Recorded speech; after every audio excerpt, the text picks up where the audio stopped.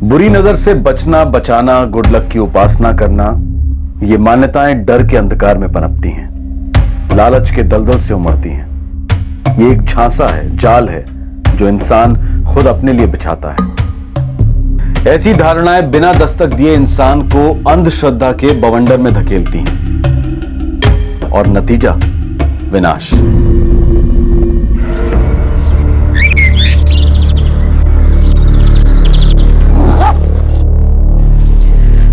कब लौटेंगे? 2 दिन बाद। काय बाबा, दिवाली मिस करेंगे? सॉरी बेटा, क्या करें, काम ही कुछ ऐसा है। और मैं 14 को लौटूंगा ना। बाबा ये डील पोस्टपोन नहीं हो सकती क्या? नहीं का, बहुत इंपॉर्टेंट डील है। बाबा डील इतनी इंपॉर्टेंट है तो मैं मालवान चला जाता हूँ। नहीं रे बाड़ा, ये डील मैं और सिर्फ मैं ही कर सकता हूँ। और यकीन मानो, इस डील के बाद में हमारी जिंदगियां हमेशा के लिए बदल जाएंगी।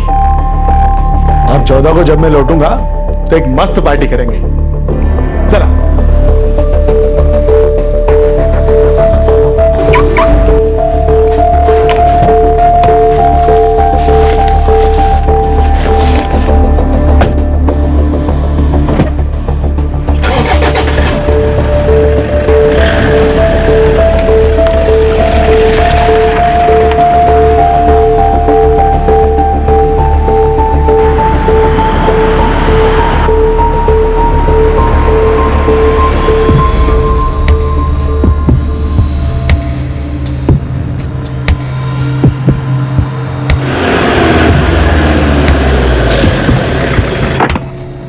हरीश भाऊ, क्या म्हणता शंकरराव?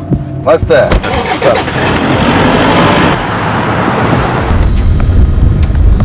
क्या बोला घर वालों को?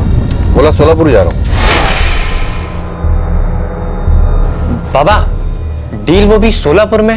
अरे महेश, बहुत ही बड़ा डील है, मोटा डील। मैं ना तुझे सारी डिटेल आगे बताऊंगा, ठीक है? आहो, पर दिवाली और आपके बिना अच्छा नहीं लगेगा। अगर कल्पना, एक दिवाली बड़ी है, ये हमारे सबका भविष्य। हाँ, तुम दोनों यार ऐसे मुंह मत लटकाओ। मुझे सच में बहुत बड़ा काम मिलने वाला है, जो खुशी खुशी विदा करो यार। हाँ? अरे हो महेश, खेतों पे ध्यान देना। हाँ? मैं बस गया और 14 को सुबह लौटा। हाँ, बाय।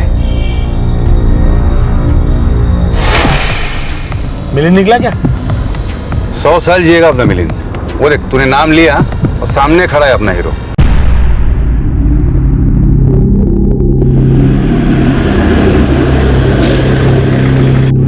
ये रे, बस बस, ये रे मिलिंद, बस बस। क्या रे मिलिंद, टाकी फुल करके लाया क्या? अरे कैसे भर के लाया हूं ये मैं ही जानता हूं। इधर उधर से जहां से मिला सब उठा के लेके आ गया।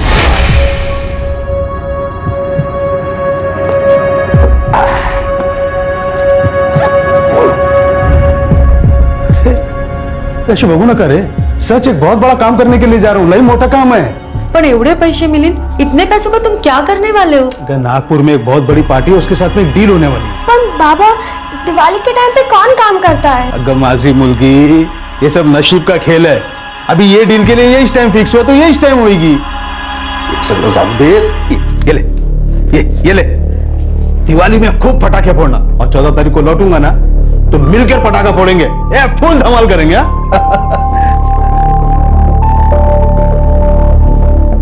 क्या करती है इसका? स्कूल के काम के लिए कभी बाहर नहीं गया मैं? तब तो तुमने ऐसा टेंशन नहीं दिखाया। मिलिंद, तुम गए हो, लेकिन दिवाली के दिन कभी भी कहीं भी नहीं गए हो। अब मालती, जिंदगी में बहुत सारे काम पहली बार करने पड़ते हैं। मां से और विश्वास छो, आकर खुशखबरी सुनाऊंगा ना तो अपनी जिंदगी दिवाली बनेगी, एकदम झकमक झकमक। निकतो होता है। काळजी घ्या। हाँ, सचिन बोला डायरेक्टली फार्म हाउस पे आएगा। तो रास्ते में कहीं डीजल पेट्रोल उठा लेते हैं? क्यों? हाँ, शब्बात एकदम मुंह की बात छीन ली तूने।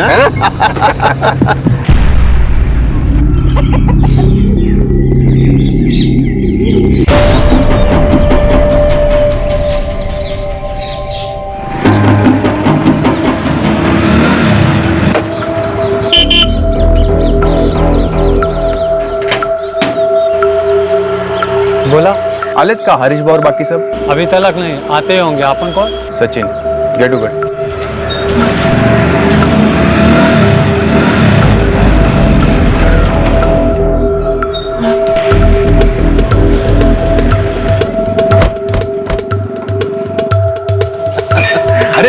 मैं जरा करम करम ले लेता हूँ, तीखा तीखा। हाँ ले जल्दी जल्दी ले।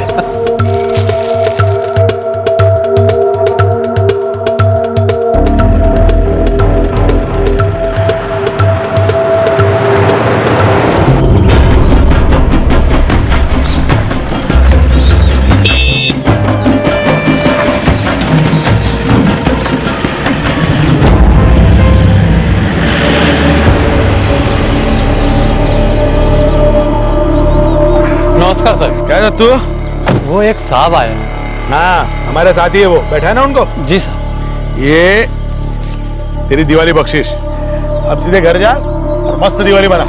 हम लोग 14 की सुबह तक है यहाँ पे। मैं काका से बात कर लिया है ना, उनको 14 को सुबह में चाबी पहुंचा दूंगा। ठीक है सर। तू जा, ऐश कर जा। चलो भाई, बैग ले। शाबाश।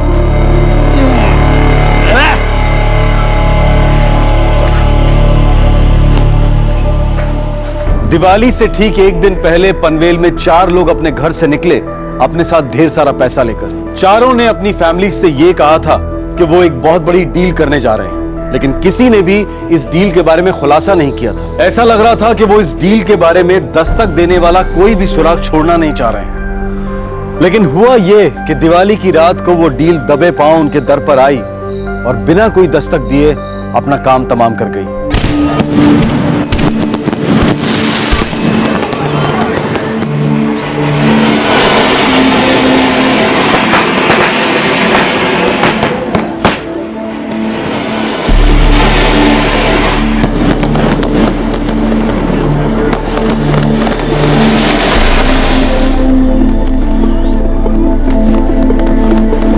लक्ष्मी माँ, मेरे सचिन के सर पर हाथ रखना।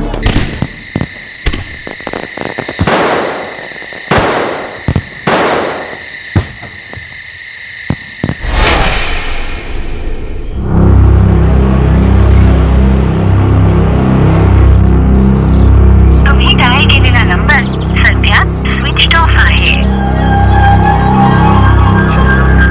बाबा, हरीश दादा फोन नहीं उठा रहे। इसमें नई बात क्या है? पुल टाइट होकर पड़ा होगा। अरे मैंने उसको 10-10 बार याद दिलाया था। ये देख, 14 को दोपहर को फार्म हाउस पर पूजा है। दोपहर के पहले मुझे चाबी चाहिए। दत्तूला पाठूंगा चाबी लेने के लिए, और साफ सफाई करने के लिए भी बोल देता हूँ। हाँ, तू दत्तूला साथ।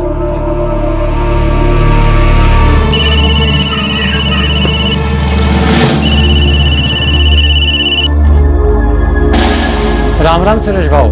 हाँ हेलो दत्तू, एक काम कर, फार्म हाउस पर जा और चाबी ले लेना। अहो साहब, उन्होंने कहा था आज सुबह ही वो माधव भाव को चाबी लौटा देंगे। अरे नहीं लौटाई, इसीलिए तो तुझे फोन कर रहा हूँ ना। एक काम कर, तू जाकर चाबी ले लेना और साफ सफाई भी कर देना।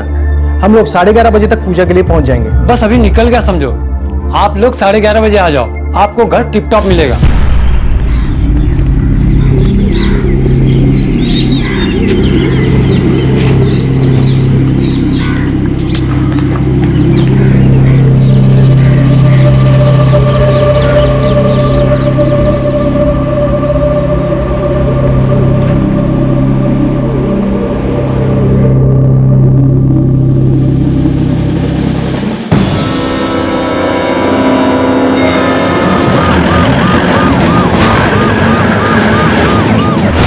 साहब, या इधर इधर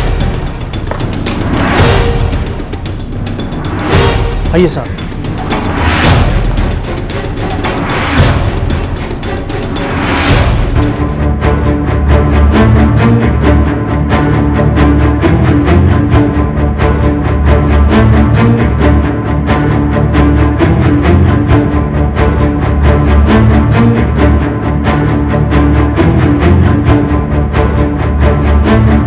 ये तुमसे फार्म हाउस है? जी, ये मेरा फार्म हाउस है और ये सभी हमारे पनवेल के रहने वाले ही है। दिवाली मनाने आए थे यहाँ? पता नहीं, इसने मुझे 12 तारीख को फोन किया था। 2 दिन के लिए चाहिए काका। आज और कल? हाँ, आज पहुंचूंगा और कल रात तक रहूंगा। दिवाली के दिन और तू घर पे नहीं है? अरे ऐसा कौन सा बड़ा काम आ पड़ा? बात ही कुछ ऐसी है काका, बहुत जरूरी डील होने वाली है। ऐसी डील तो जिंदगी में एक ही बार होती है। दिवाली का क्या है, वो तो हर साल आएगी। मुझे अकल मत सिखा। ये देख, तू परसों है ना 14 को सुबह मुझे फार्म हाउस की चाबी लौटा देना। तू तो जानता है ना, हर साल दिवाली के बाद हम फार्म हाउस पर पूजा करते हैं और 14 को दोपहर को मैंने पंडित को बुला के रखा है, समझा? हो क्या कहा? मैं 14 को सुबह सुबह ही चाबी लेकर आपके घर आ जाऊंगा, फिर साथ में बैठ के चाय पियेंगे, बराबर? आज सुबह हरीश दादा चाबी लौटाने नहीं आए तो मैंने हमारे वॉचमैन दत्तू को चाबी लेने के लिए भेजा। ये यहाँ आया और इसने ये सब देखा। वॉचमैन हो, ड्यूटी पर क्यों नहीं थे? साहब हरीश भाव ने दिवाली बख्शीश दी और बोले घर ही जा, दिवाली मना, और बोले 14 के पहले मुंह मत दिखाना। यहाँ कुछ पक रहा था। चौथा आदमी सचिन गांवकर मिसिंग है। वो साहब, वो आदमी यहाँ सबसे पहले पहुंचा था।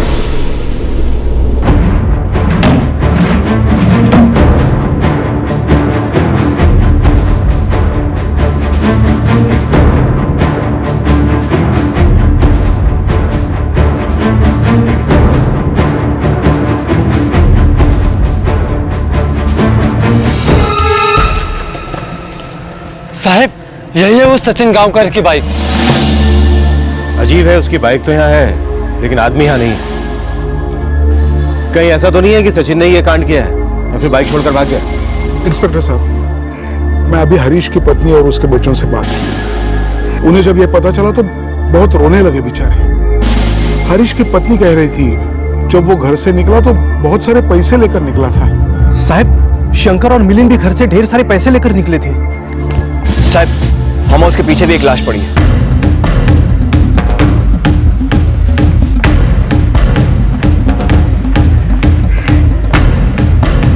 साहब यही है वो चौथा आदमी सचिन गांवकर। श्रीधर, फोरेंसिक लैब बुलवा और पूरे फार्म हाउस को सील करवा दो। लाशों को पोस्टमार्टम के लिए भेज दो और चारों की फैमिलीज को थाने में बुलवा। सर 4 कत्ल हुए थे, ये सभी फार्म हाउस आए और मौत के घाट उतारे गए।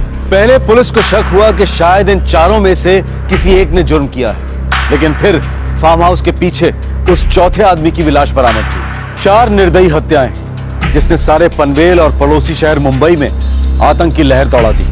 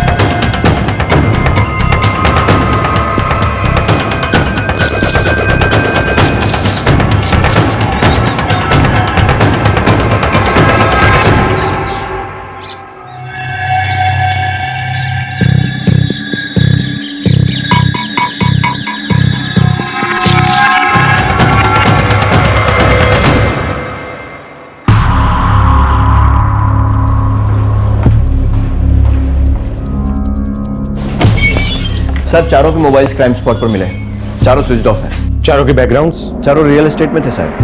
हरीश बापट इन सब में सबसे मालदार एजेंट था, न्यू पनवेल से ऑपरेट करता था। शंकर राव मीडियम लेवल का ब्रोकर था, ज्यादातर न्यू पनवेल में फ्लैट्स किराए पर दिलवाता था। मिलिंद काशीकर ये तो काफी छोटा बल्कि पार्ट टाइम एजेंट था सर। इसका मेन काम कृष्णा इंटरनेशनल स्कूल में था, वहाँ की साइंस लैब में असिस्टेंट था। और चौथा सचिन गांवकर?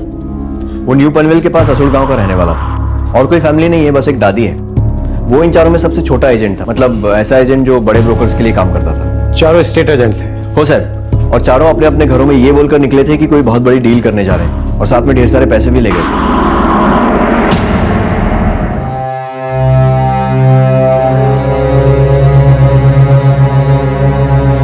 मेरे बाबा ने पूरे 7 लाख रुपए इकट्ठे किए थे, सारे पैसे अपने साथ ले गए। और उन्होंने कहा कि वो मालवन जा रहे हैं, पक्का यही कहा था ना? हाँ, मालवान ही कहा था। बाबा डील इतनी इंपॉर्टेंट है तो मैं मालवान चला जाता हूँ। नहीं रे बाड़ा, ये डील मैं और सिर्फ मैं ही कर सकता हूँ। किसी तरह की कोई भनक नहीं थी कि वो यहीं पास में है शरावली अपने काका के फार्म हाउस पर? नहीं सर, बिल्कुल नहीं। और हमें तो शौक लगा है सर कि बाबा ने हमसे ऐसे झूठ क्यों बोला।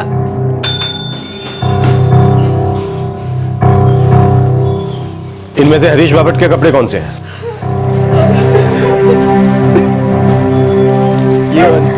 यही कपड़े पहने थे मेरे बाबा ने जब वो 12 तारीख को घर से निकले थे।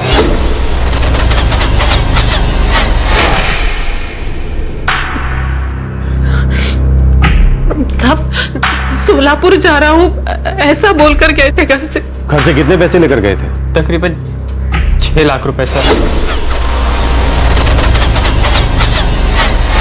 फोन किया था दिवाली के दिन?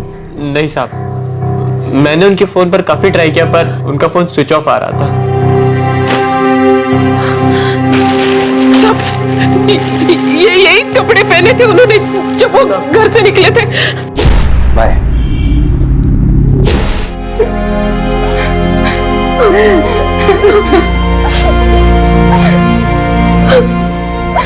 पापा ने मुझे और सत्यम को कुछ पैसे दिए थे पटाखों के लिए। कहा था कि वो 14 को लौटेंगे और उन्होंने ये भी कहा था कि वो नागपुर जा रहे किसी काम से। काफी पैसे लगे होंगे घर से? पूरे 3 लाख साहब। अपने सभी दोस्तों से उधार लिया था। मैं बहुत परेशान हो गई थी कि सबसे इतना उधार क्यों ले रहे, पर इन्हें रत्ती भर का टेंशन नहीं था।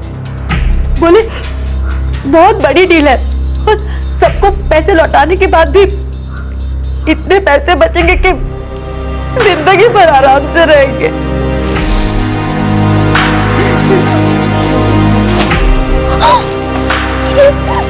ये तो मेरे पापा के कपड़े। निकतो होता काळजी घ्या। हाँ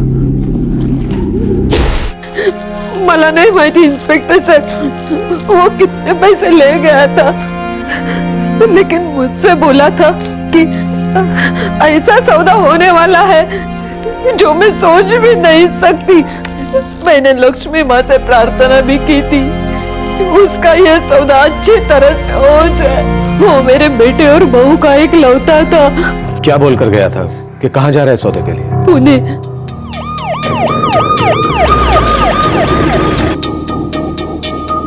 तो सर ये दिवाली की रात का ऑर्डर है।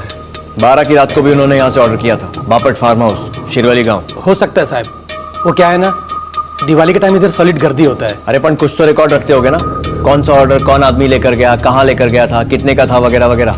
1 मिनट साहब मी बघतो। हो साहब, बापट फार्म हाउस में 12 और 13 को रात का खाना गया था। ऑर्डर करने वाला का नंबर 44568798, यही नंबर दिया था पार्टी ने। डिलीवरी बॉय को बुलाओ। वहाँ कोई गया नहीं था साहब। वो क्या है ना साहब, दिवाली का रात था, अपने पास छोकरा लोग नहीं था, तो उधर ही से एक आदमी आकर पार्सल लेके गया था।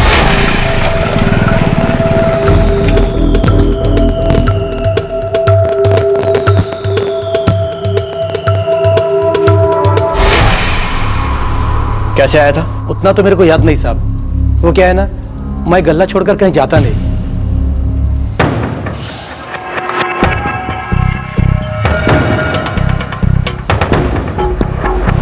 साहब यही था साहब, पक्का यही आदमी था साहब।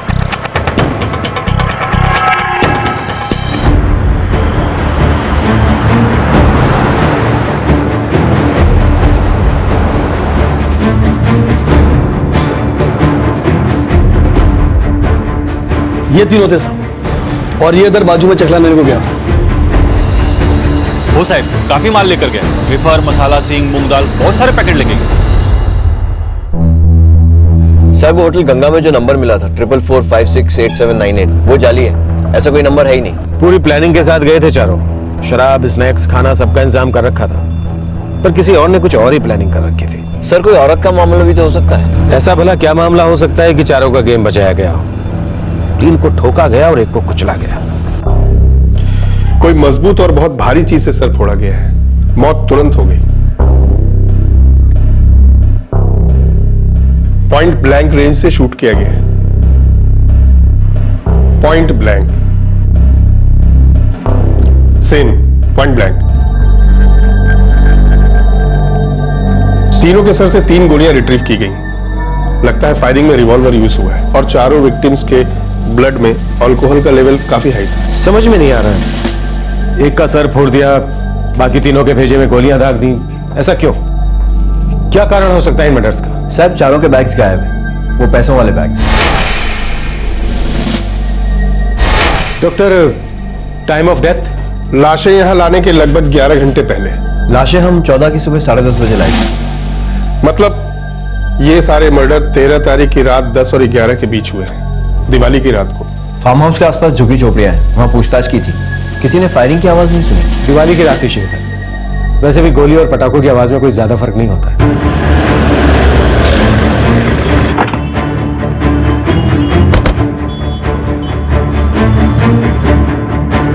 साहब, हरीश भाव ने मुझे इस डील के बारे में एक शब्द भी नहीं बोला। एक्चुअली मुझे बहुत अजीब लग रहा है।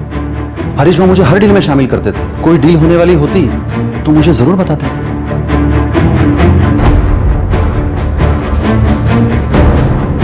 नहीं सर, बिल्कुल भी मालूम नहीं था, और मालूम भी होता तो अजीब ही लगता ना साहब। क्यों?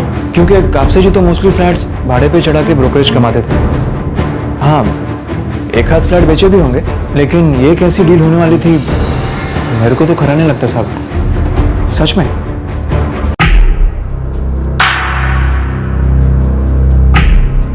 पता नहीं बाबा इस स्टेट एजेंसी के लाइन में गए क्यों।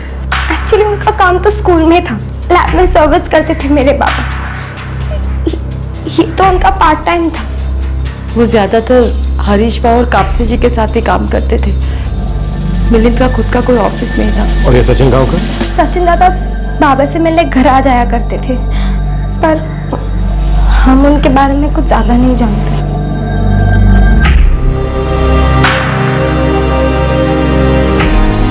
आसुड़ गांव में छोटा मोटा काम करता था मेरा पोता, फिर पनवेल चला गया। उधर थोड़ा बड़ा काम मिल गया, पर उसके काम का कुछ पक्का ही नहीं था। कभी महीनों घर पर या फिर कभी फोन पर बातें चलती रहती, पर तुम्हाला सांगते उसका काम कभी समझा ही नहीं कभी समझा। हरीश बापट के साथ शंकर राव कापसे के 6, मिलिंद काशीकर के 3 और सचिन गांवकर के पता है। क्या यह भी हो सकता है कि वाकई में कोई डील होने वाली थी और किसने डबल क्रॉस किया? साहब, हरीश का सर फोड़ा गया था और बाकी 3 ठोके गए। यह भी तो हो सकता है कि पहले तीनों ने हरीश को मार डाला, फिर उसके पैसे लिए, फिर लालच ने मौत का तांडव खेला। तीनों में से किसी एक ने बाकी 2 को मार डाला। फिर गोली चलाने वाले ने गिल्टी फील किया, डर गया, मेंटली अनस्टेबल हो गया और सुसाइड कर लिया। साहब, अगर हम ये एंगल लेकर चलते हैं तो मेरा सबसे पहला शक सचिन पर जाता है, क्योंकि शंकर राव, मिलिंद और हरीश, इन तीनों की बॉडी घर के अंदर मिली। और सर, अगर ऐसा है भी तो फिर वो पैसे से भरे बैग्स कहाँ हैं? और देखो, 12 और 13 तारीख को इन चारों के सेल फोन स्विच ऑफ थे। हो सर, दिवाली के दिन इनकी फैमिलीज ने इनको कांटेक्ट करने की कोशिश की थी, पर बात नहीं हो पाई क्योंकि सबके cell phones continuously switch off थे। श्रीधर, यहाँ एक बात और गौर करने वाली है। मालवन, सोलापुर, नागपुर और पुणे, चारों ने अपनी अपनी फैमिलीज को झूठ बोला। सिर्फ एक आदमी सच्चाई जानता था कि हरीश कहां जा रहा है, और वो है उसका काका माधव बापट। करेक्ट।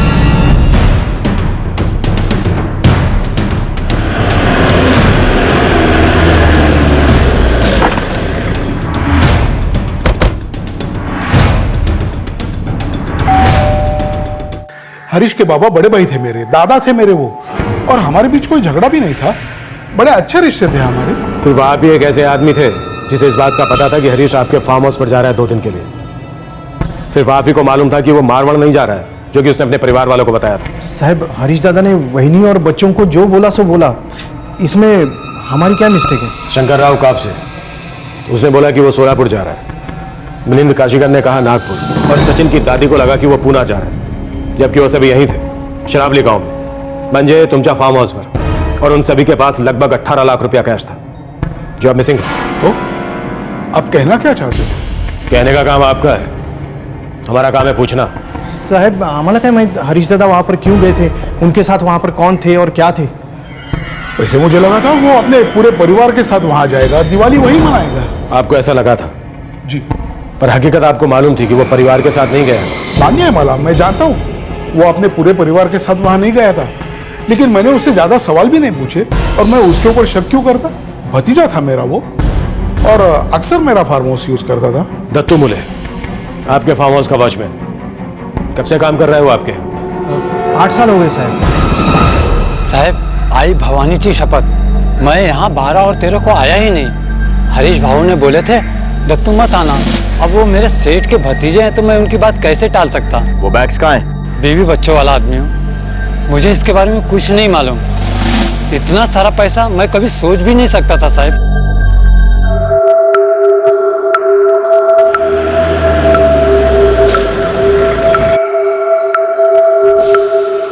नमस्कार साहब।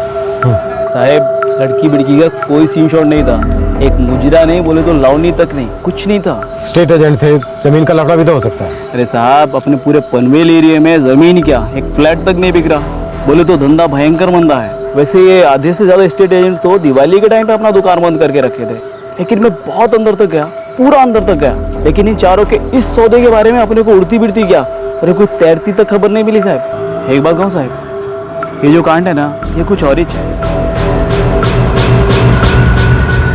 मालवन, सोलापुर, नागपुर और पुणे, पता करो इन शहरों में इन चारों एजेंट्स का किसी में इंटरेस्ट था या तो कोई सौदा होने वाला था जिसमें इन्वॉल्व थे।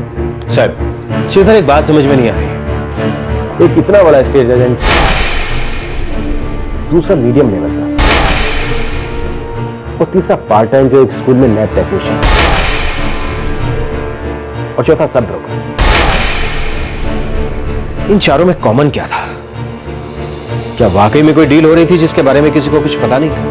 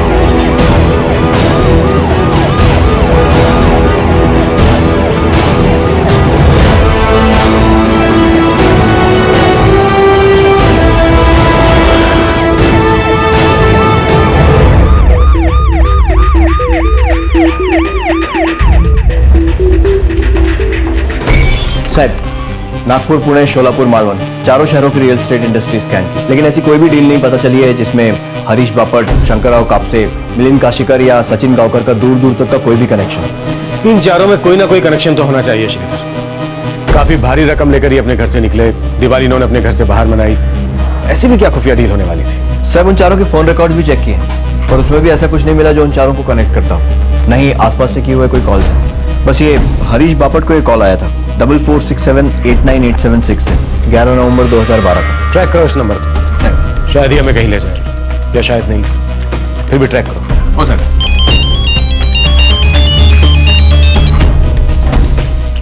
हेलो, हमने पूरा फार्म हाउस अच्छी तरह स्कैन किया है, कुछ इंपॉर्टेंट डिटेल्स निकल आए हैं। नहीं है तो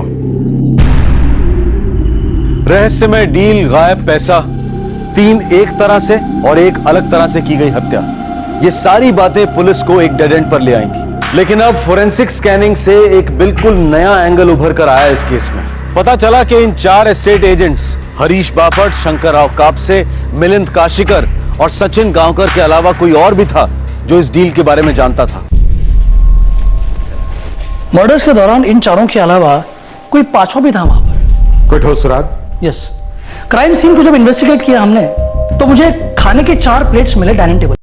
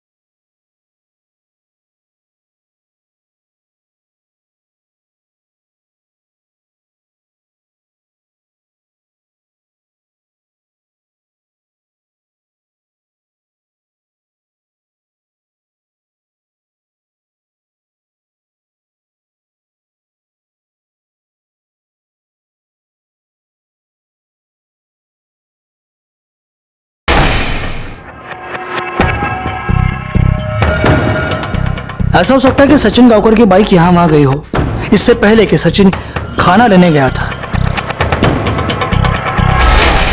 इसलिए मैंने टायर के निशान को बारीकी से स्टडी किया।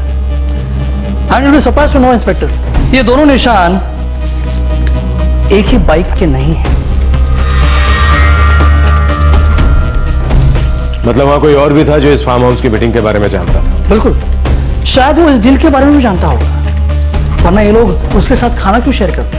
शायद ड्रिंक्स भी शेयर किए होंगे, लेकिन वो 5वां ग्लास हमें नहीं मिला। मतलब ये 5वां इन चारों की या इनमें से किसी एक की पहचान वाला था? ये 5वां जानता था कि ये चारों यहाँ मिलने वाले? क्या ये भी हो सकता है कि इस 5वें ने ही ये मीटिंग प्लान की हो?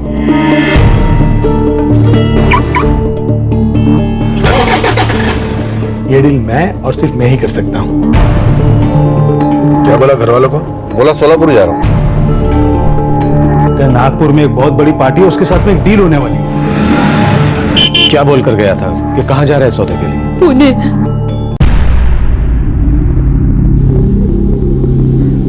इन्होंने हमसे झूठ क्यों बोला कि मालवान जा रहे हैं? सच कहूं तो मुझे भी अजीब लगा। हरीश अपने दोस्तों के साथ फार्म हाउस जाने का प्लान बना रहा था और हमें से किसी को शक भी नहीं हुआ।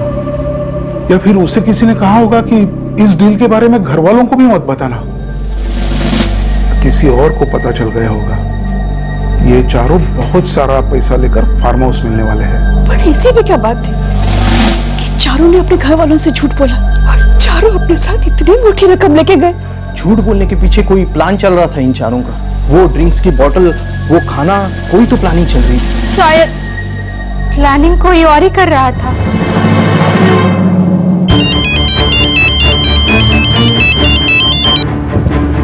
बोला श्रीधर। हाँ साहब, वो नंबर 44678986 जिससे हरीश बापट को 11 नवंबर को फोन आया था।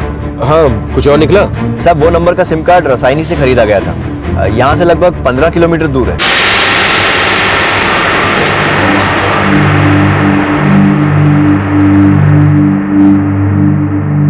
सिम किसके नाम पर है? साहब कोई नीलेश आंबेकर है, मोहपाड़ा गांव काटकरवाड़ी, रसायनी का रहने वाला है। तो मिलते हैं इस नीलेश आंबेकर से।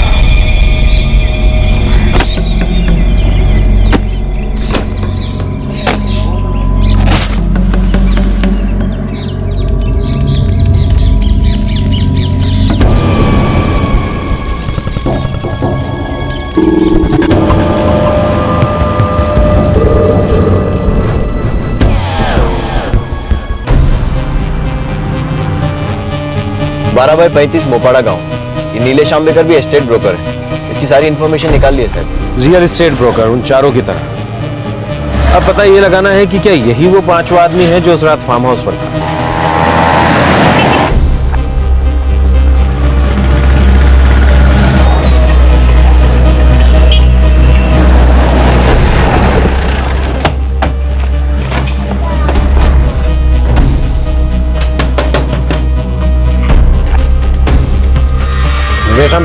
मेरे पति है।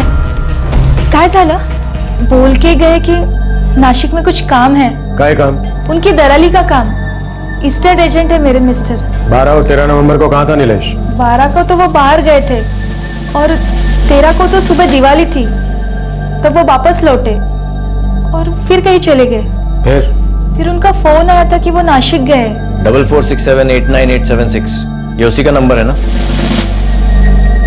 ये उनका ही नंबर था, लेकिन उनकी सिम में कुछ प्रॉब्लम हो गया, फिर उन्होंने ये नंबर लिया 44567578। 13 नवंबर को कहाँ था नीलेश? पता नहीं है मुझे, वो काम से बाहर जाते हैं तो कभी कभी 1-2 दिन वही रहते हैं, घर नहीं आते। आज 18 नवंबर है, उसे घर से गए 5 दिन हो गए। इन 5 दिनों में उसने कितनी बार फोन किया तुम्हें? 14 को सुबह किया था और बीच में एक बार किया था। ये जो नंबर तुमने दिया स्विच ऑफ है। साहब मुझे पता नहीं है कि माजरा क्या है, उनके मोबाइल का कुछ प्रॉब्लम है और हम इतने पैसे वाले नहीं है कि हमेशा मोबाइल ले ले दूसरा, इसलिए सिम ही बदलते रहते हैं। नाव का है तुमसे? गायत्री आंबेकर।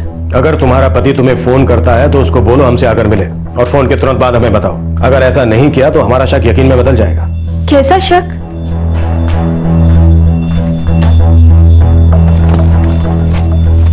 खबरी लगा दो इस नीलेश आंबेकर के पीछे, वो पता करो जो हमें पता नहीं है। कुछ तो है इस नीलेश आंबेकर के बारे में। नीलेश आंबेकर?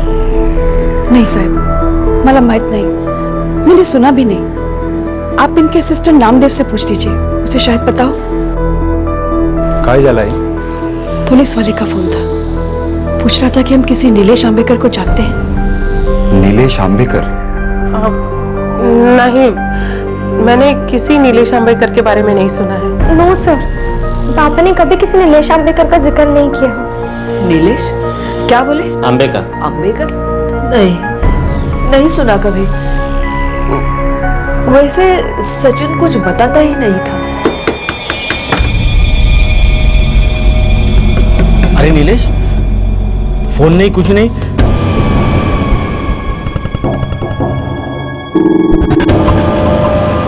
किधर है? गायत्री ने फोन किया था पूछने। अगर फिर से उसका फोन आया ना तो उसको बोलना नहीं मैं आऊं। काय रे बाबा, कुछ लफड़ा तो नहीं ना किया तूने? अरे नीलेश, तू चुप क्यों है? तेरे घर पे पुलिस क्यों आई थी? अरे गायत्री बोल। नीलेश, वो 4 एजेंट जिनका मर्डर हुआ पनवेल में, उनके साथ तेरा कुछ चलता था ना?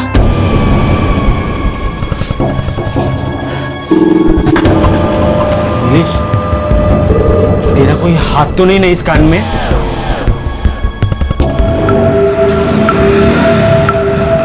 नमस्कार साहब, हथियार के मार्केट में रिवॉल्वर की तो कोई खबर है नहीं साहब।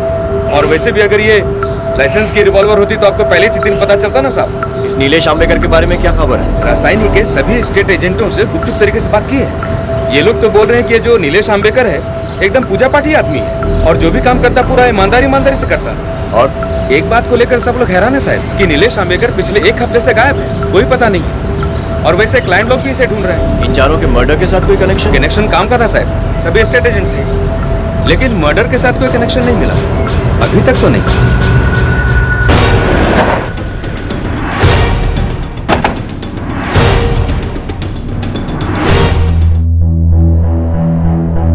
हाँ साहब, हरीश भाव का नीलेश आंबेकर के साथ काम पड़ता था। एक रसायनी का प्लॉट था जो हरीश भाव के क्लाइंट को चाहिए था। तब हरीश भाव की इस नीलेश के साथ पहली बार मुलाकात हुई थी। कब की बात है? साल भर हो गया होगा सर। तब से हरीश भाव इस नीलेश के साथ बराबर टच में रहते थे। और बाकी के तीनों ब्रोकर्स, शंकर राव कापसे, मिलिंद काशीकर, सचिन गांवकर, ये तीनों भी नीलेश को जानते थे? सर, इन तीनों की भी हरीश भाव के साथ जान पहचान थी, साथ में उठना बैठना था। हो सकता है ये तीनों भी नीलेश आंबेकर को जानते थे। हरीश और नीलेश के बीच पैसों की कोई लेन देन? हाँ साहब, नीलेश ने हरीश भाव से 50,000 लिए थे किसी काम से, और हरीश भाव ने वो पैसे वापस भी मांगे थे नीलेश से। हाँ नीलेश बोल। हरीश भाऊ, बस ये मेरी डील हो जाए, मैं ताबड़तोड़ आपके पैसे लौटा दूंगा। ठीक है, मैं 5 महीने डाले, तूने सामने से पैसे लौटाने की कभी बात नहीं की, मेरे को ही पूछना पड़ा। ऐसा नहीं है हरीश भाऊ, मैं आपको बोलने ही वाला था कि आपने पूछ लिया। बस ये डील हो जाए आज कल में, ज्यादा से ज्यादा 1 हफ्ता हरीश भाऊ। बस मुझे इतना ही मालूम है सर, उसने पैसे लौटाए या नहीं लौटाए ये मैं नहीं जानता। तुम्हारे पास नीलेश का कोई मोबाइल नंबर है जिससे हरीश उसके टच में रहता था? हमारे पास उसके 2 मोबाइल नंबर हैं, लेकिन दोनों स्विच ऑफ है। मेरे पास तो नहीं है सर, लेकिन हाँ, हरीश भाव की डायरी में हो सकता है। एक मिनट सर।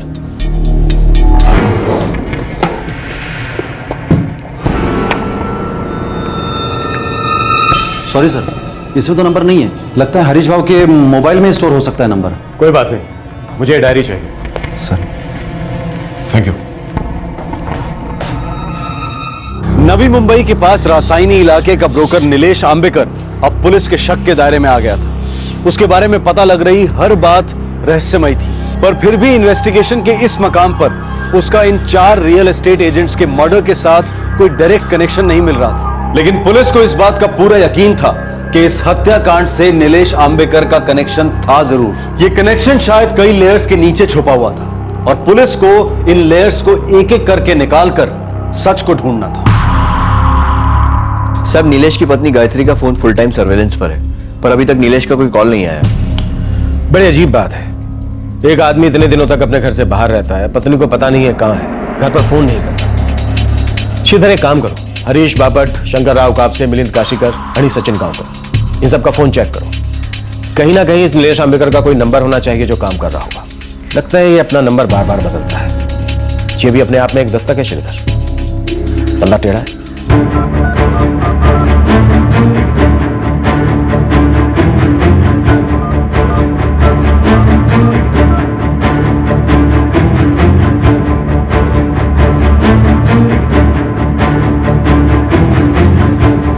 नहीं सर, मैंने चारों के मोबाइल चेक किए, पर नीलेश के नाम का कोई नंबर नहीं है। ये भी अजीब है ना, हरीश बापट के साथ उसका पैसों का लेना देना था, बाकी तीनों के साथ भी उठना बैठना होगा, पर किसी के पास कोई नंबर नहीं है। साहब, इतनी बार नंबर बदलने वाले के हो सकता है एक से ज्यादा नाम भी हो। शायद किसी और नाम से जानते थे इसे या पुकारते थे।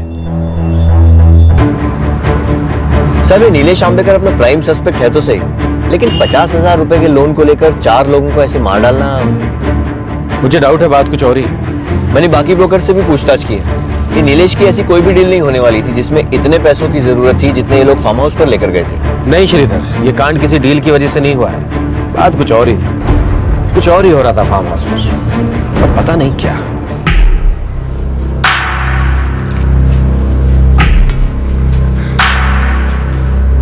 आई, पुलिस कह रही थी कि जमीन की कोई डील ही नहीं हुई थी। मग तेरे बाबा ने सबसे इतना कर्जा क्यों लिया था?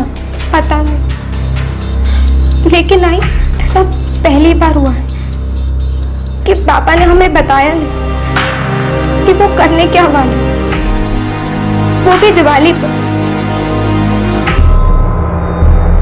आई, इनामदार काका बोल रहे थे कि बाबा ने उनसे 1 लाख रुपए का लोन लिया है।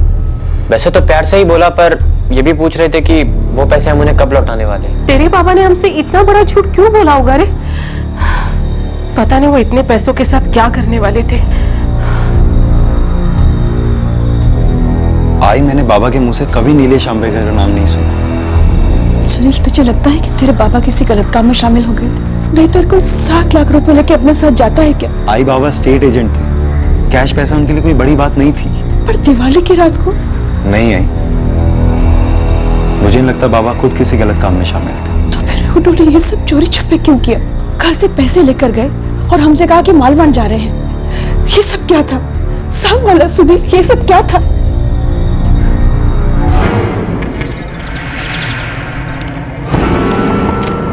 बाबा, रसायनी का कोई ब्रोकर है, पुलिस को उस पर शक है। उसने जब मुझसे फार्म हाउस की चाबी मांगी ना, तब वो कुछ नहीं बोला। मुझे इस बात की जरा सी भी भनक होती है ना कि ये क्या करने जा रहा है, तो मैं वही के वही उसे पूछता और रोक देता। हो सकता है बाबा हरीश दादा नहीं चाहते थे कि किसी को इस डील के बारे में खबर हो सकता है सब कुछ फाइनल होने के बाद अनाउंसमेंट करते।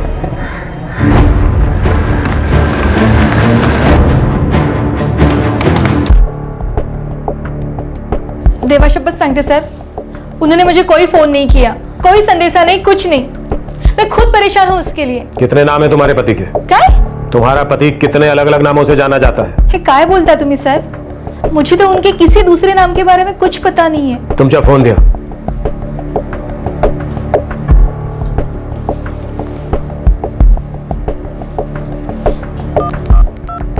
नीलेश 1 2 3 4 5 6 थॉट 7 नंबर है इस नीलेश के नाम पर। अगर ऐसा निकला कि तुम नीलेश की मदद कर रही हो या उसके लफड़ों में शामिल हो तो गायत्री भाई तुमची वाट लागणार, मुश्किल में पड़ जाओगे।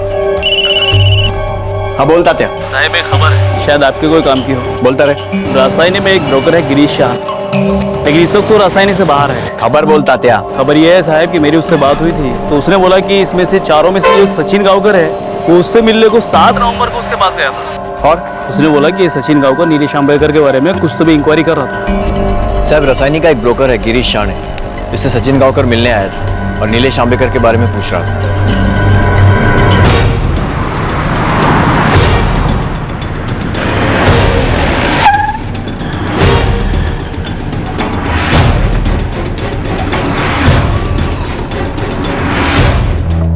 सचिन गांवकर को कैसे जानते हो? सर सिर्फ काम की वजह से, मुझे 2-4 डील्स में वो मेरे साथ में था। वो नीलेश आंबेडकर के बारे में क्या पूछ रहा था? दरअसल वो ये जानना चाहता था कि मुझे नीलेश सचमुच वो कर सकता है या नहीं। क्या कर सकता है या नहीं? गिरीश शाह ने नीलेश आंबेडकर क्या कर सकता है या नहीं? चमत्कार साहब। चमत्कार?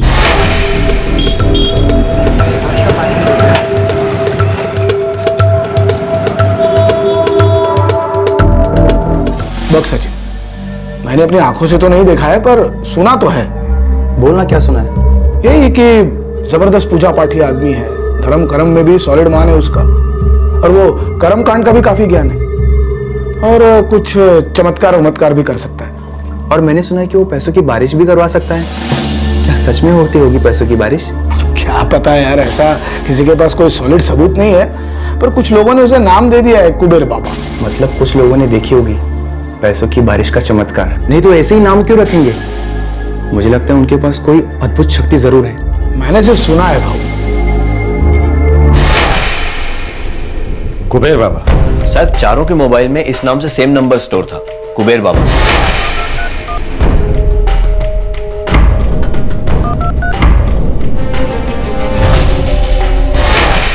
हरीश की डायरी में भी कुबेर बाबा का नाम और नंबर लिखा हुआ है। इस नीलेश का कोई हाथ था क्या इन 4 मर्डर्स में?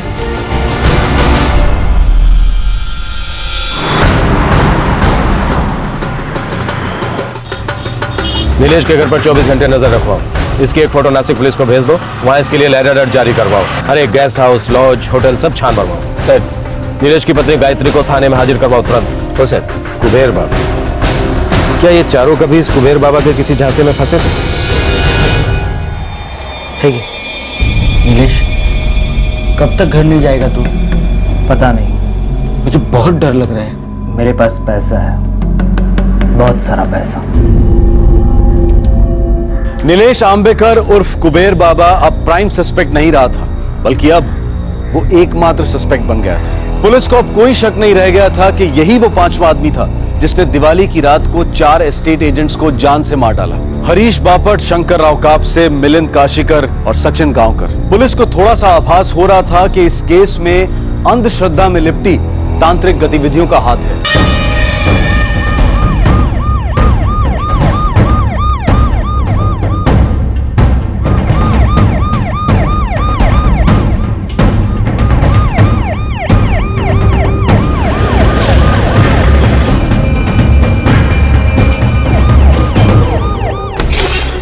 नहीं सर, पूरा नासिक खोद डाला, नहीं मिला। उसकी पत्नी को ले आओ, गायत्री आंबेकर। हो साहब। साहब कुबेर बाबा के नाम पर जो नंबर मिला था वही नंबर गायत्री आंबेकर के फोन में नीलेश नंबर 6 के नाम पर सेव था।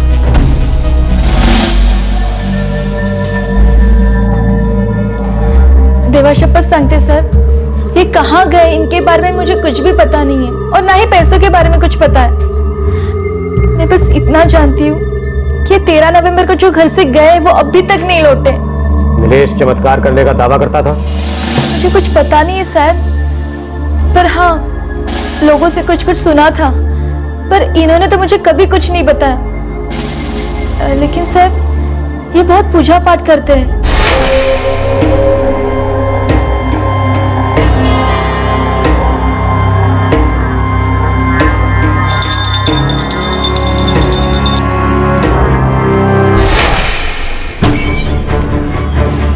16 नवंबर को तुमने 44676565 पर बात की थी। ये नंबर किसी गणेश केकरे का है। ये इनके दूर के चचेरे भाई हैं। मैंने उनको इसलिए फोन किया था कि नीलेश उनके घर पे गए कि नहीं, और वो वहां पर भी नहीं गए थे। ये गणेश रहता कहाँ है? करजत।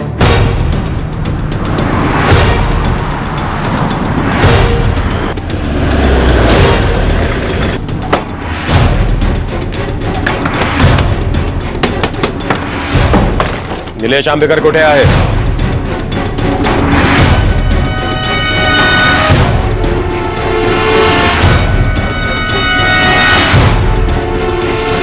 नीलेश नहीं आया था साहब।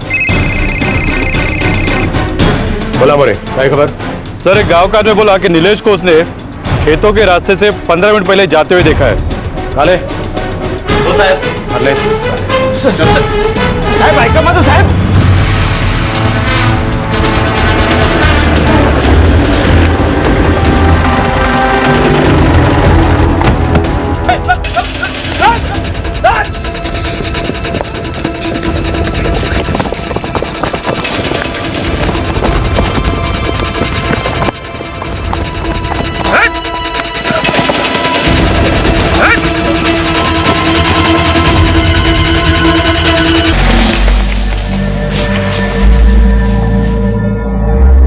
सर 13 लाख है, पर अभी भी काफी मिसिंग है। नीलेश, अब जल्दी से बता दे कि तेरा प्लान क्या था। A to Z सब। तेरा टाइम शुरू होता है अब।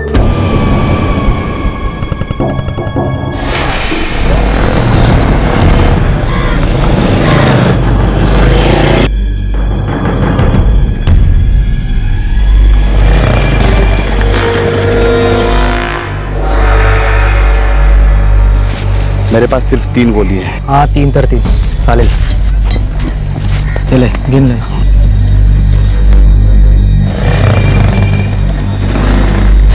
नागेश रावते नाम है उसका, वो पनवेल में रहता है। तूने उन चारों को कैसे मारा और क्यों? हरीश बापट ने मेरा जीना हराम कर रखा था।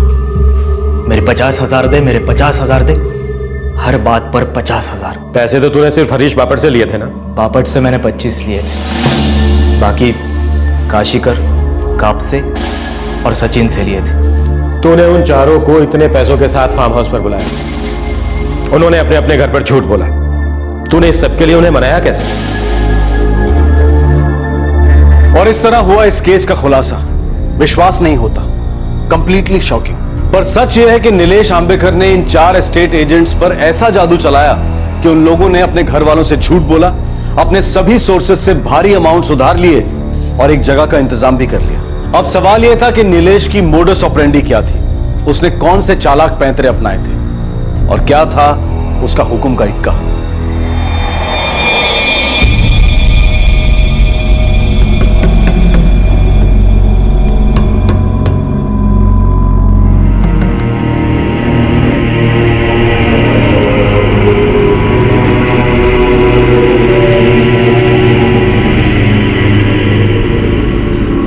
हरीश बाबू, दिवाली के पहले की रात और दिवाली वाली रात, यही 2 दिन। चल रे, बकवास मत कर। ठीक है, राहु दे। अगर आप लोगों को बकवास लगता है तो भूल जाओ। वैसे भी ये काम मैं सबके लिए नहीं करता हूं। ये तो कुछ कुछ लोगों का संजोग होता है, और वो भी जब सही समय आता है तब बस हो जाता है। ये 2 दिन आप 4 लोगों के लिए मतलब जबरदस्त है। ऐसे 2 दिन वापस नहीं आएंगे। ऐसा समझ लो कि आप लोगों की फसल पूरी तरह पक गई है। मैं बस एक मुट्ठी ऊपर फेंकूंगा और ऊपर से 2 मुट्ठी भरकर बरसेंगे। आप लोग यही सोच रहे ना कि फिर मैं फटीचर क्यों? क्योंकि मैं सच का कुबेर बाबा हूं। यह विद्या का वरदान मुझे ऊपर से मिला है। मैंने कहीं सीखा भी का नहीं है। मैं सिर्फ दूसरों का भला कर सकता हूं, खुद का नहीं। और इसका गलत इस्तेमाल कभी से। लेकिन ये सब तेरे को मालूम कैसे पड़ता है? मेरे अंदर एक थरथर होती है। मैं जब यहां आपके दरवाजे पर आया तभी वही थरथर मेरे अंदर हुई। और फिर मेरा हाथ अपने आप आपके दरवाजे पर लगे इस नींबू मिर्च की तरफ गया। मैं इसे लेके अंदर आया और मैंने बात की, ऊपर, सीधा ऊपर, डायरेक्ट। और फिर मुझे सिग्नल मिला 12 और 13 नवंबर को पैसों की बारिश होगी।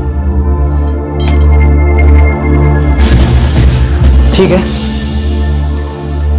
मैं आप लोगों के 50,000 रुपए 14 नवंबर को वैसे भी लौटा दूंगा। पता है कैसे? मैं किसी सच्चे आत्मा वाले को ढूंढूंगा और उसके लिए पैसों की बारिश करवाऊंगा और उसमें से मेरी दक्षिणा होगी 50,000 रुपए, एक पैसा ऊपर नहीं। और फिर मैं 14 नवंबर को आपके पैसे लौटा दूंगा। चला, ये तो मैं।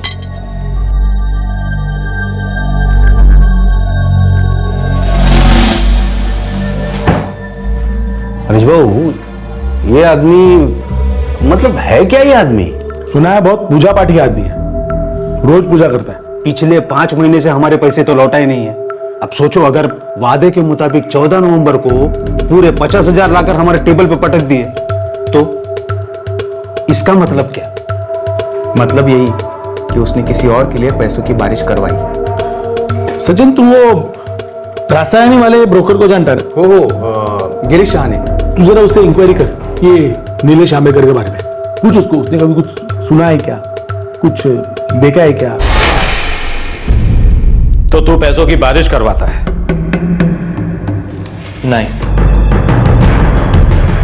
मैंने ऐसा कभी नहीं किया था, पर उन लोगों ने मान लिया था कि मैं ऐसा कर सकता हूं। दरअसल सचिन ने गिरीश शाह से बात की थी और वैसे भी गांव में काफी लोग मुझे कुबेर बाबा बुलाते हैं, जो गिरीश ने सुना था।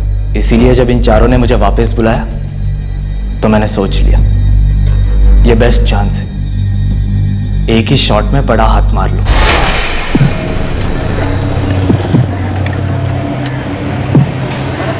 नीलेश, हम लोगों ने आपस में बात की और सोचा कि ट्राई करने में हर्ज क्या है ना?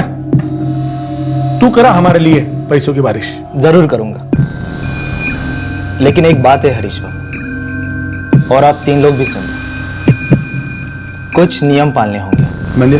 अगर इतना सा भी कुछ इधर उधर हुआ तो सब भंग हो जाएगा, क्योंकि ऊपर की शक्तियां हम पर नजर रखती है, हमारी परीक्षाएं लेती है। क्या है नीलेश बाबू, मतलब सीधे बोलो ना, हम लोगों को करना क्या होगा? ये जो शक्तियां है ना, उन्हें पैसों के बीज डालने पड़ते हैं।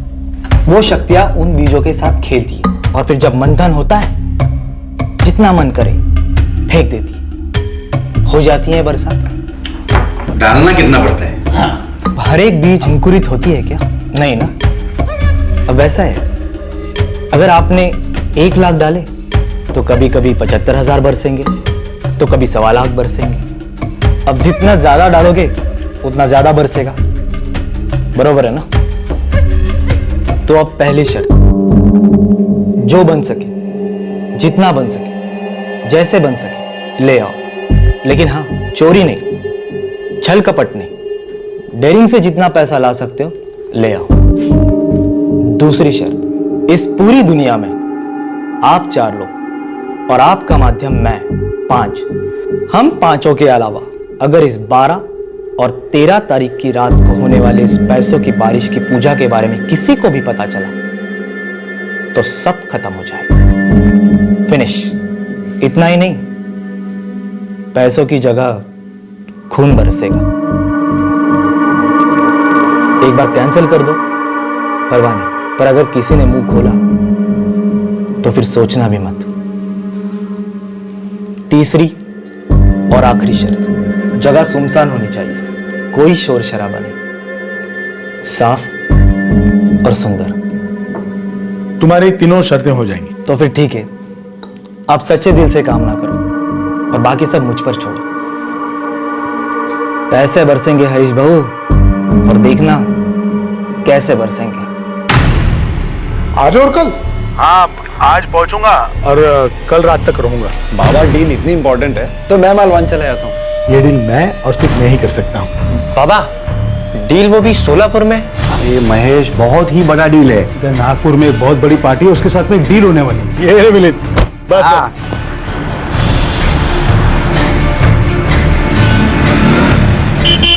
ये तेरी दिवाली बख्शीश। हम लोग 14 की सुबह तक है यहाँ पे।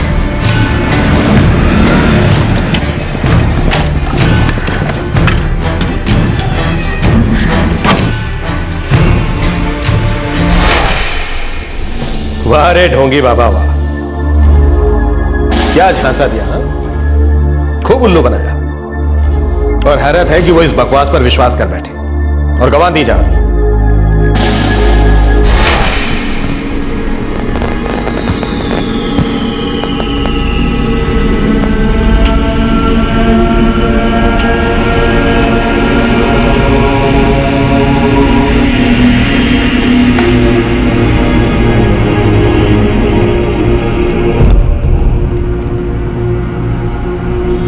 दो घंटा हो गया, 2 तास झाले, अभी तो कुछ हुआ ही नहीं।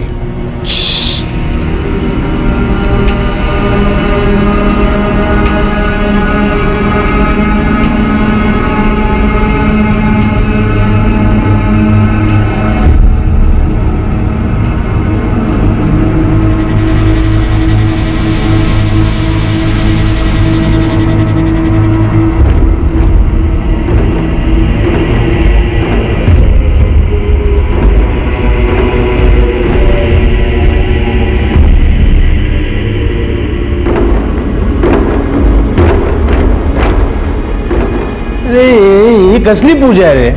ना आग न घी न कुछ ऐसे। पूजा दिल से की जाती है मिलिंद भाऊ। आपको क्या लगता है ये जादू टोना तंत्र मंत्र से चमत्कार होते हैं? वो सब बकवास है, टीवी में दिखाते सब। लेकिन असली चमत्कार जबरदस्त श्रद्धा से होते, सच्चे दिल से होते। और आपको पता है ये भी एक साइंस है, ये फालतू नहीं है। काय झालं? क्या हो? क्या हो? हरीश भाऊ आज नहीं होना, आज नहीं हो सकता। मुझे शक्तियों से सिग्नल मिला है, आज कुछ भंग हुआ है, पर कल के दिन ऐसी पैसों की बारिश होगी जो आज तक कभी नहीं हुई। ये नीलिया, ये तेरी शक्तियों ने बोला था ना 12-13 को बारिश होगी, तो आज 12 है, करा ना बारिश। ए निड़े, तू अब बारिश करा चल सालिया। अभी क्या, अभी बारिश करा सालिया चल। मिलिंद भाऊ, शंकर भाऊ, ऐसी बात मत करो। ये शक्तियां हमारे आसपास है, शांत रहा। Sorry sorry sorry. माझं पण सॉरी। होगी, कल होगी। इन शक्तियों ने मुझे संदेशा दिया है, कल बारिश होगी, कल बारिश होगी। मैं क्या बोलता है, बहुत भूख लगा है, खाना मंगा लेना कुछ। हाँ चलो यार, चिकन तंदूरी खाया बहुत। नहीं, ये सब कुछ नहीं आएगा। खाना मैं ऑर्डर करूंगा। आप लोगों की हालत ठीक नहीं है। बाहर इधर होटल गंगा है, उधर से मंगा ले।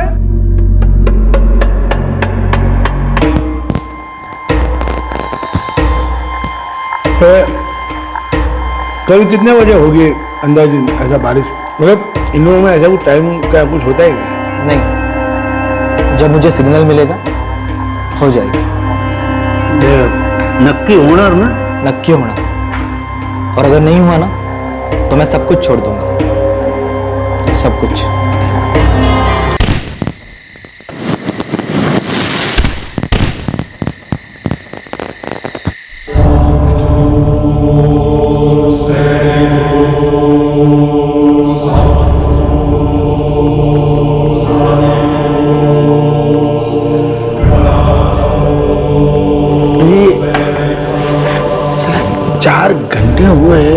अभी तक ऊपर से इसका बारिश तो छोड़ एक बूंद भी नहीं गिरा है। मैं क्या बोल रहा हूँ, इंदली से ना ये हमको उल्लू बना रहे हैं ये।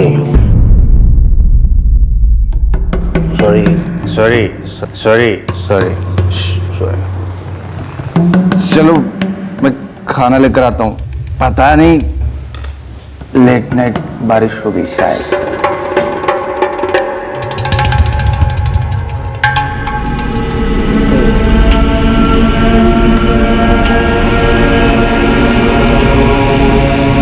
अभी तक इसका चालू कहीं कर तो गए।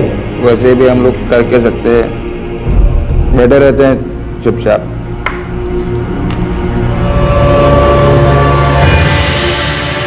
क्या हो? किधर जा रहा है?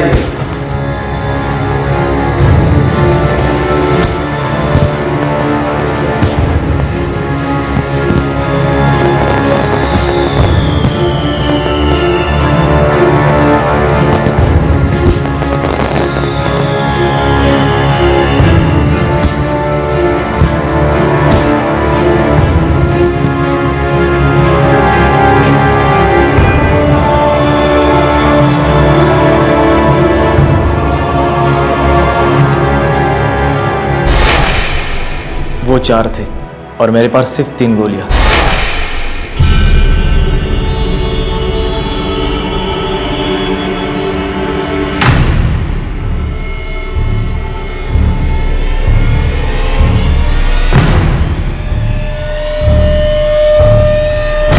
ये नीलिया, ये चल बस कर, चल बंद करिए। तेरा क्या सब नाटक लगाए हमको मालूम नहीं, समझा ना?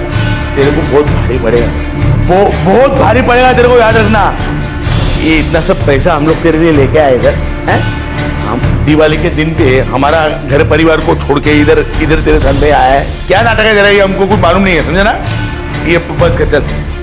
ये तेरे को पूछ रहा है मैं, ये तेरे को पूछ रहा है, जवाब देना, नहीं से काट के नीचे पड़ेगा ना तेरे को।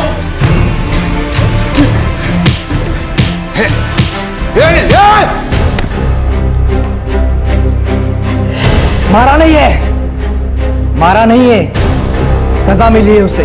शक्तियों ने मुझे माध्यम बनाकर आप तीनों के लिए संदेशा भेजा है। शांत रहना, अब हरीश भाऊ पर पैसों की वर्षा नहीं होगी। इनका पैसा भी तुम तीनों बांट लो। बोलो, बारिश करवाऊं? ये नीलेश मेरे को मेंटल लग रहा है। नहीं मेरे को ये नहीं चाहिए। ये बारिश गई, तेल लगाने मैं नहीं रुकेगा इधर। मैं पुलिस को नाम बताएगा मैं।